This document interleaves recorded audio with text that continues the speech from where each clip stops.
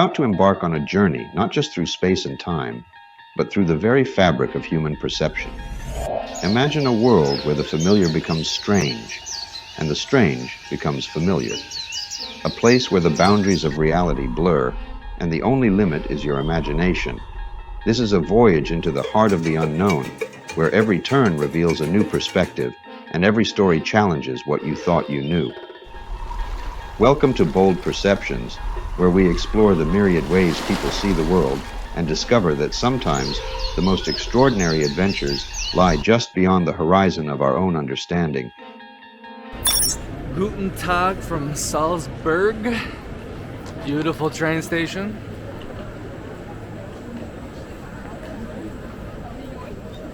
Another great experience with the Deutschland ticket. Normally this round trip from Munich to Salzburg and back would be about 40 euros. But if you pay for the 50 euro Deutschland ticket, you can just hop right on. And you have unlimited train rides, public transportation in Germany. Obviously you can't use the fast train, but there's so many of these normal BRB, whatever, regional trains. And what's crazy is Salzburg is not in Germany, but you can still go to many border towns with the Deutschland ticket. Fantastic. One thing a government has done that makes me happy, the German government subsidizes it.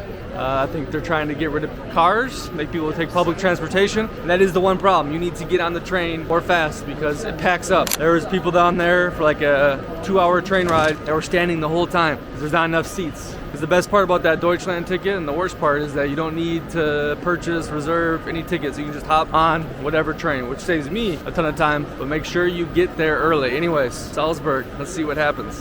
Alright, so when I first got back to Europe, it was sunny on the weekend. Everyone was out and about, smiling, and then it got miserable for a couple of weeks. But now it's the first weekend again, where the sun is shining. It's like 60 some degrees, maybe 70, and it's crazy to see the euro change, especially like the Germans. They're a little smiley and happy again. Beautiful. Nothing like spring Europe and summer Europe. I love it so much.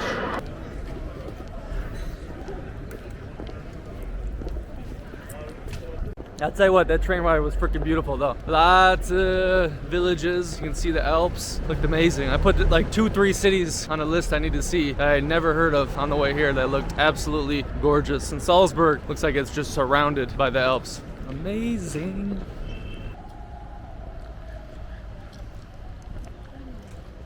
Alright, what do you get for 120 euros in Salzburg? About 15-minute walk to the old town.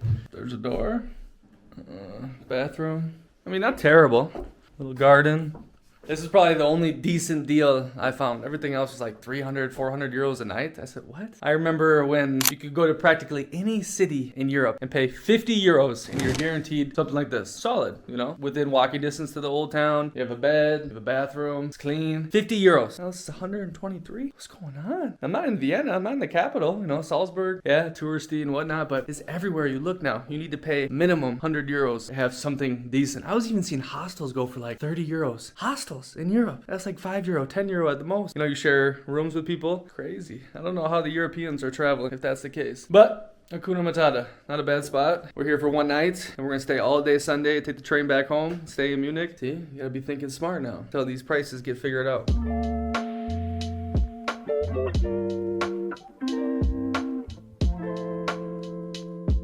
Not a bad little spot. Good neighborhood too. Nice and clean. It's sunny out. No jacket. Oh, I love. That's the name. If you ever want to follow in my footsteps, Hotel Jetterman. All right, now we're on the way to some cafe that I was recommended to by a fantastic supporter of Bold Perceptions. A dude I met in Munich. He's from Munich. He saw, I was like, hey, you're in Munich now? I'm like, yeah. He took me out. Ended up finding out he's some huge foodie guy. All his friends are, you know, doing reviews or making food or chefs. And so he just gave me 3 really good recommendations that we will check out today. A cafe, a brewery, and a place for vino. So I'll definitely take him up on this. Thank you, my friend.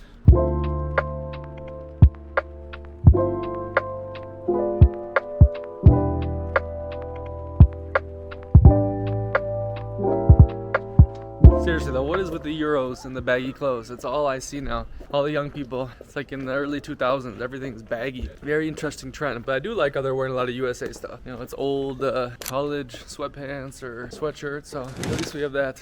Yeah, they've done a good job. Clean, got the trees. Beautiful. Good job. It's that Euro life. Saturday afternoon, your friends, have a drink or a cappuccino. Here's the cafe, Mad Max. You recommended me. Mad Max from Munich. Let's see, Mr. Foodie. Alright, the local Salzburg beer on tap. Stiegel Hell. I thought it was the same hell as in Germany, but they got mad that I said that. It's funny, the service people in the majority of Europe, not as friendly, not as on demand as many other places, but they don't get tips, so maybe that's why. It's not bad though, I like it. I'm a big fan, been drinking a lot of beer in this part of the world. It's the real deal.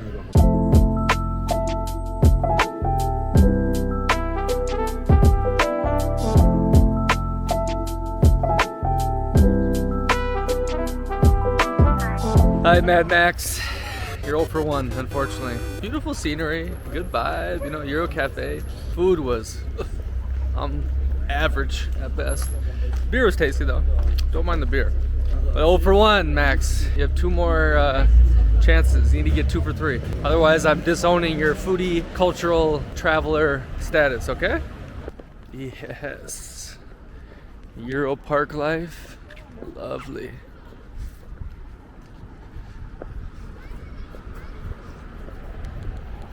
Like many, I was never a park guy until COVID in Italy. And we all went to the park in Bologna and just got hammered. There's people playing music, playing games, and it seems like park life has gotten very popular everywhere in Europe since COVID. Oh, wow.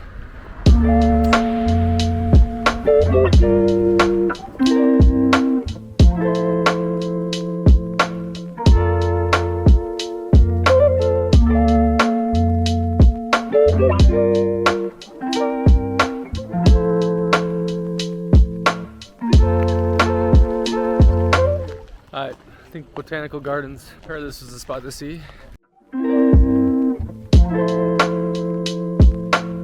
That is pretty. Salzburg, baby.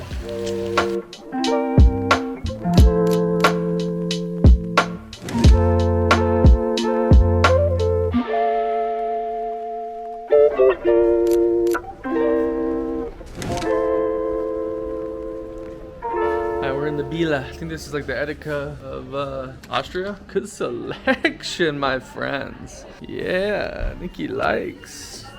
Damn, look at all this stuff. This is good. Right in the old town too. Good prices. Bila. Time to find Mozart. Oh, there he's from. Mozart's home. How do they got the spar underneath? That's hilarious.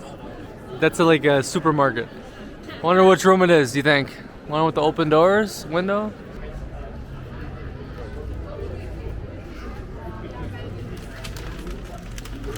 As we're walking down that main street, some older lady dressed very Anna Couture, or whatever her name is, another fashion critic, was like, "Oh my God, I love your shoes," to Maria. And she was saying it to me. I'm like, you know, that's her. You can talk to her about her shoes. And I walked away. I saw this lady had like, you know, these bright orange pants on, Hermes bag, Montclair bag.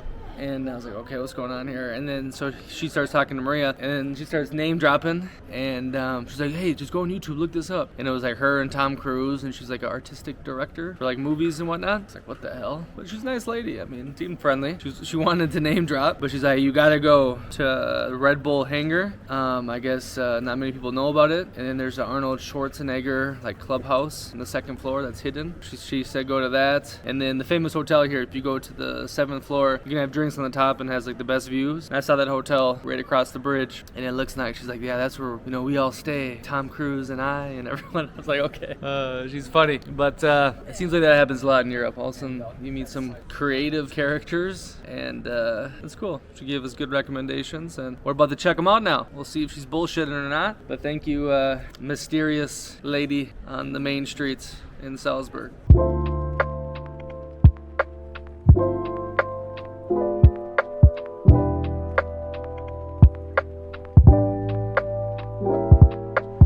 Alright, so I went to a little antique spot by that church, and really nice. Started talking with the owner. It was the dude's father and his son was like 50, 60 at least. All right, so it was the father and the son. We started talking, and oh my God, he had a bone to pick with coastal Americans. This guy was as Trumper as it gets, but what was fascinating was he would not stop talking about what the hell is happening to Europe, and he was very, very conservative, to say the least. He said Salzburg is just fucking tourists now, and everywhere else around here is full of immigrants, and all they do is rape and kill, and 220 some women got raped last year, and we need to do something. And like, I mean, it was extremes. Like, I don't recognize anything about my city anymore. They've had this shop for like 100 years, right next to the cathedral, famous antique shop. I mean, very, very expensive stuff. And this dude just went on a tyrant to me about how the governments can control your money, how Europe is dying, the USA is next, the dollar's gonna collapse. But he's like, hey, I like flyover people though, because I'm originally a flyover. So we had a good talk. But holy crap, this man was on a different level of fear mongering and scared. And yeah, there's some truth to a lot of that stuff, There's a lot of issues going on west, but I didn't think I would hear that from a European. Lately, I've been starting to hear a lot of that though. When people start opening up and talking about like what's going on, way different than like pre-COVID. Pre-COVID, everything was ferries and dandelions, but I'm seriously think that the Chinese and the Russians have amplified this propaganda extremely. Like, I see some issues and whatnot, but I mean, still freaking amazing, especially where I live in Munich. Everyone says Germany was taken over by the Muslims and it's the hell on earth, and you go outside the outer limits of Munich and you can start seeing that kind of, but I mean, where I stay, it's totally clean, no issues whatsoever. And then like here in Salzburg, I see no problem. But again, like you said, it's just all tourists, and I think the Russians and the Chinese are definitely amplifying everything. And just so people don't think I'm making this up, ask Maria. Maria, was that man in there going crazy for a tirade or what? You just want to talk. What was he talking about? Like intense stuff? Politicians, Europe, save Europe. Yeah. Oh my God. And it was like, sleeping 1 hour talking. It's at least 30 minutes. Oh my God. 20, 30 minutes, yeah. Yes. And I expected, it's a cool store, but expensive store. But it's like old and cool, but he didn't want to sell nothing for us. Yeah, he wasn't even trying to sell. He just wanted to. He just wanted, we have to have Nikki end the conversation, and he give other subject, and I was don't have never. Yeah, so shout out that guy if he sees this. Think you're a good dude, but man, we gotta quit talking about it. We gotta start doing something about it, right? Too many people talk and do nothing, and everyone is, it's the end of the world. Shit, my life's amazing.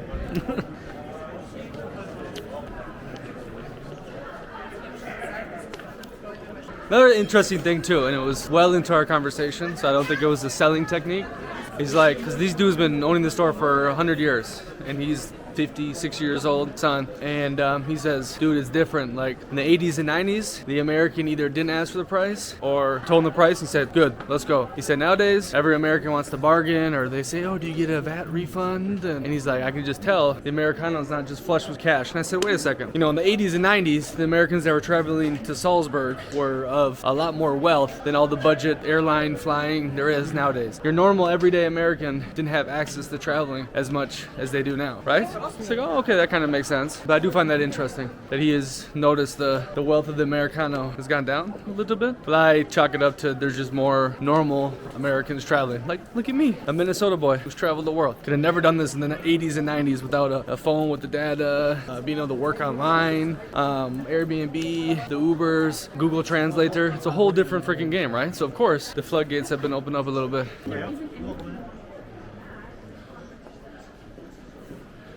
Boji.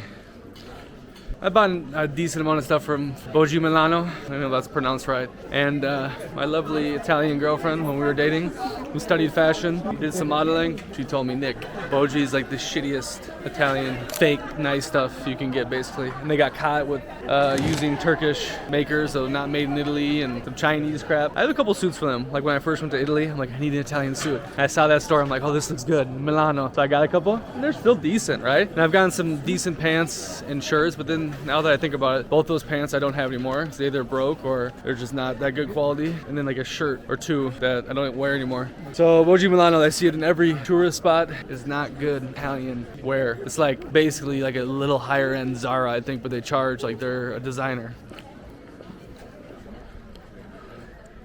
Yeah, so far though, Salzburg, Very pretty. Yeah, I can tell there's a lot of tourists. Obviously we're in the old town right now. There's a lot more calm, I think, in the new town across the river. A lot of tourists in the old town, but quiet, calm. People seem pretty happy, like the somewhat locals you see. My guy was nice to me, but he was just like, the end of the world is coming, right? Yeah, very clean, pretty, good city. Don't know if I would camp out here, but I think I would camp out on the other side of the river. And the prices are decent. We went to that villa, you know, like the Edka of Austria, and for the most part, I think it was just the same prices like in Aldi or even cheaper. And that was in Old Town, the heart, like right next to Mozart's residency. There's a ton of tourists. That's usually a good sign. Oh, mamma mia.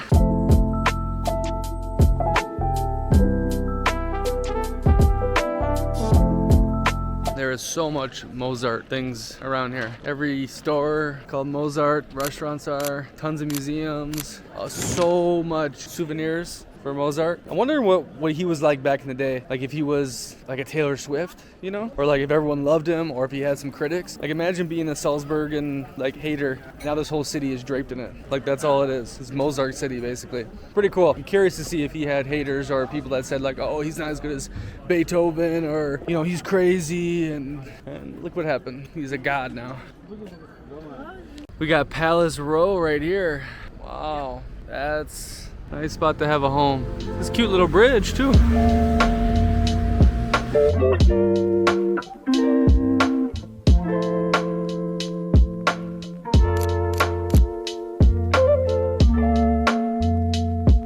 did you think of Hotel Stein? Hotel Stein was good?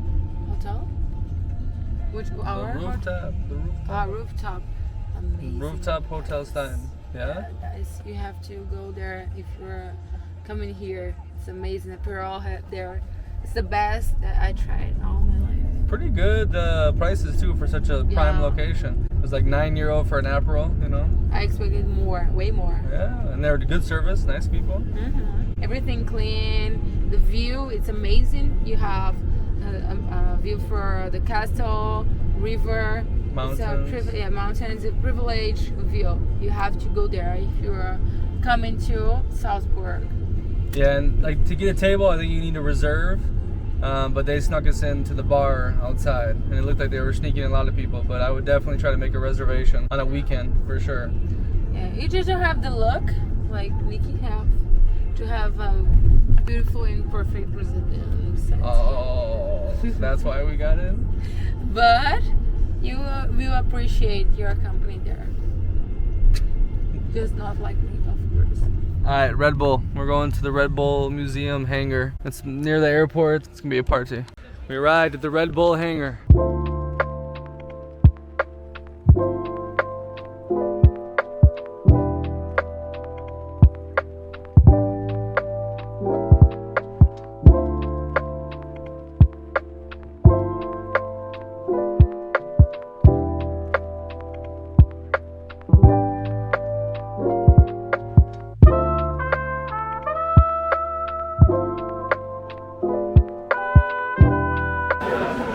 This is more the vibe.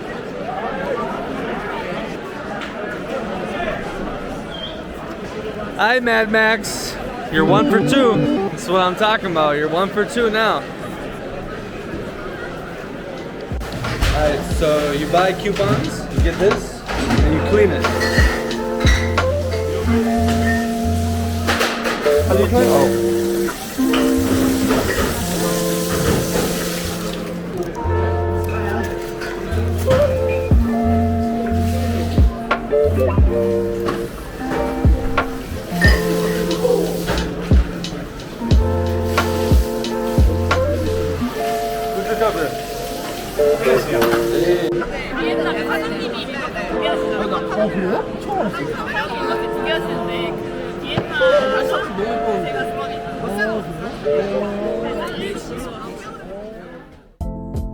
I'm gonna take you up to the castle in Salzburg. Man, this was beautiful, surrounded by the Swiss Alps.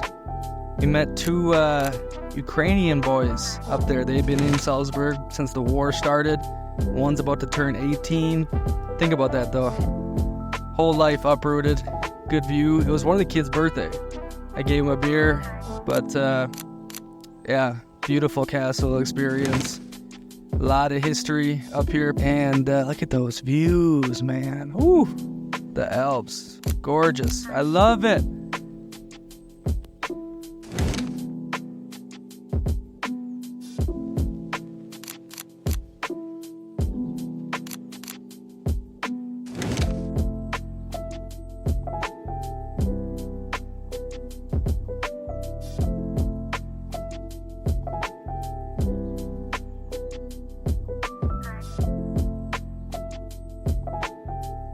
is this? I have my friends beer, espresso, and gas water. Nice, cute Sunday afternoon restaurant. We have an interview now. The Brazilian. Oh, Brazilian. So, what do you think of Salzburg overall? Oh, amazing. I love it more than... No, I don't say this here, but I love it. Really. What do you love about it? Persons here. I don't know if the suns. I was talking with your mom about this. Like, I don't know if the people here are more welcome because we arrive here in a sunny day. Yeah. Yeah.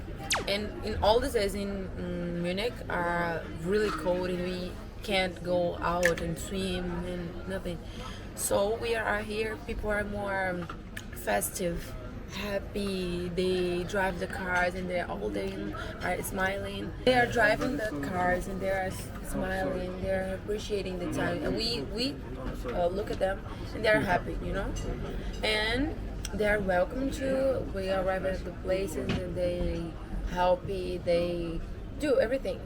They are really good. The beer is good, but not more than Germany. This is a point. Yeah. Germany is way better. But yes, I like it too much. The views we saw. Amazing views. Yes, impressionant. We was at the rooftop yesterday. I always forgot the name. Hotel Stein. Stein, yeah, Hotel Stein. It's really, really good. The view there. It was hot day. We are drinking Aperol, a good Aperol.